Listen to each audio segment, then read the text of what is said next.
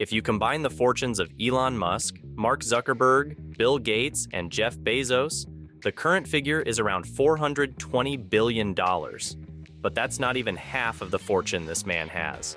Mohammed bin Salman, the crown prince of Saudi Arabia, through his family, he is probably the only person in the world with a fortune of over $1 trillion. If he spent all this money at once, he could theoretically buy 1 million Lamborghini Uruses or all the cruise ships in the world, and still have more than half his money left over. So, we asked ourselves, what does the richest person in the world really spend his money on? And what exactly does his everyday life look like with all this wealth? That's exactly what we're going to show you now, here at Wise Fool. First though, let's explain to you how Mohammed bin Salman, often just called MBS, actually came to have so much money. As the son of the current king of Saudi Arabia, the crown prince was already born into a very wealthy family. In fact, the Al Saud family is the richest family that has ever lived, as they are the official owners of all the oil reserves in Saudi Arabia. As one of the largest oil exporters in the world, the royal family founded the Saudi Aramco Oil Company many decades ago, which is now worth over $2 trillion on the stock market. Since the Saudi kingdom owns almost all the shares in the company, this makes the royal family the wealthiest family in the world. MBS is already considered the head of the family, so he also has control over the huge fortune. This wealth allowed MBS to lay the foundation for his current, extremely spectacular life early on. The current 37-year-old was able to study Islamic law at the best university in Saudi Arabia after school, before working as an investor in the real estate industry and as a management consultant. At the age of 29, he was declared by his father to be the Minister of Defense, and in the meantime, also Prime Minister. Since he is also the chairman of the supervisory board of Saudi Aramco, he not only has control over the country's largest economic segment, but he is also Saudi Arabia's most important political figure. Before we get started with his daily routine, write us in the comments what you know about Mohammed bin Salman. Now let's move on to a classic day in the life of Mohammed bin Salman. Normally, he wakes up every morning in his gigantic palace in Riyadh. There he lives between meter-high ceilings, gigantic indoor pools, and over 25 bedrooms. In one of these rooms, he then gets up at around 7 a.m. together with his wife, Sarah bint Mashur. Although he is said to have other wives, in public, he presents only her. In addition, she is not only the mother of their 4 children, but also his half-cousin. After the children are woken up, they go to breakfast. However, this is not exactly how one imagines a classic family breakfast. In fact, instead of preparing food himself, MBS eats only the food prepared by his own private chefs, except for state dinners. Even when he travels, he always has a handful of top chefs with him to prepare exactly what he wants. He also always has a taster with him at home, who tastes everything an hour beforehand to make sure it is exactly what the crown prince wants on his plate. Among other things, this is also to check whether his food has not been poisoned. Instead of enjoying his breakfast in peace, however, MBS's workday is already beginning. In an interview, he said that he reads the news early in the morning and checks social networks non-stop. According to his own statement, as of now, he is on Twitter, Instagram, and Facebook for several hours a day to keep up with the news in the world. As Prime Minister and Defense Minister, this is also much needed. After all, when he's not sitting in his office at the ministry, he's usually traveling to other countries. A 20-strong entourage of cooks, maids, assistants, and advisors do not only accompany the Saudi Arabian head of state, but he also travels with them in one of the largest aircraft in the world, his own Boeing 747, which can accommodate 400 passengers.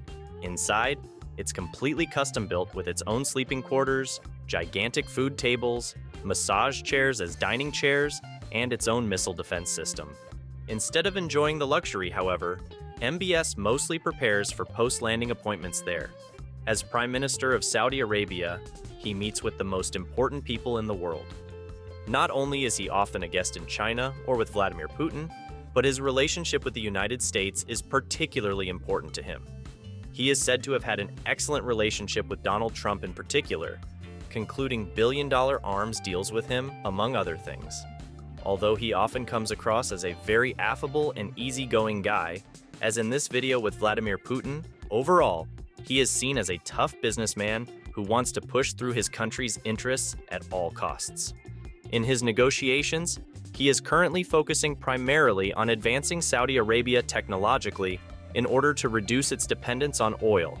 He himself is considered a great technology fan who not only has a great understanding of technology, but is also planning gigantic projects with which he wants to create the next Silicon Valley in his homeland, among other things. He also has visions of unique cities that could fundamentally change the way people live together. Among other things, he is currently building a city called The Line, which is only 1 kilometer wide but 300 kilometers long. When MBS is not on a state trip, but simply on vacation, he can often be found in France. To be exact, in Paris, where he allegedly bought the most expensive residential building in the world in 2015. This palace in the style of Louis XIV houses not only a nightclub, a golf course, and a fountain decorated with golden statues, but also historical ceiling paintings, indoor whirlpools like in Roman thermal baths, and its own wine cellar. Another of MBS's vacation pursuits is even more extravagant. Namely, the prince owns his own island in the Maldives, which he uses only to throw absolutely oversized parties. He is said to have flown in more than 150 supermodels to have fun for days together with several buddies. He even invited singers like Pitbull and let them perform on his island. Although bin Salman comes from a strictly religious monarchy, according to media reports, he does not follow the Islamic commandments too strictly abroad and indulges in things that are actually not tolerated in his home country. If he does happen to be in Saudi Arabia, he usually stays around noon in one of the country's numerous, even more spectacular royal palaces. These make even his house in Paris look ridiculous, and they are, according to some sources, the most expensive, largest, and most luxurious buildings anywhere in the world. Almost everything is trimmed with pure gold and decorated with precious mosaics, plus the rooms are gigantic and make the buildings look almost like temples from another time. MBS's most expensive hobby, however, is his cars. While it's as clear as day that he can easily afford the most expensive luxury cars from the best manufacturers, what he does with these cars is out of this world.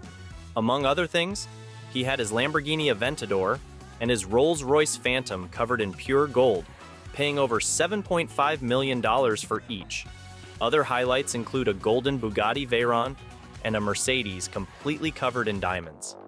At least as impressive is his $500 million yacht, the Serene. There, 440 feet in length, there's not only a helipad that can be converted into a dance floor or a swimming pool, but also an indoor snow room, a spa, a children's paradise with a climbing wall, and a gaming center. However, MBS does not have much time for these things, since day-to-day business still consists of making policy. In fact, the Crown Prince is known for promoting the things in Saudi Arabia that he himself enjoys. Among other things, he made it possible for techno concerts to be held in his country for the first time, cinemas to be reopened, and numerous sporting events, such as boxing world championships and athletics events, to now go to Saudi Arabia. In addition to these very progressive goals, however, it must also be mentioned that Saudi Arabia is still a strictly religious monarchy, and therefore there is hardly any equality between men and women, and homosexuality is still punished with long prison sentences. Likewise, there is not even a proper code of law in the country. Judges merely refer to the Islamic Sharia in criminal proceedings.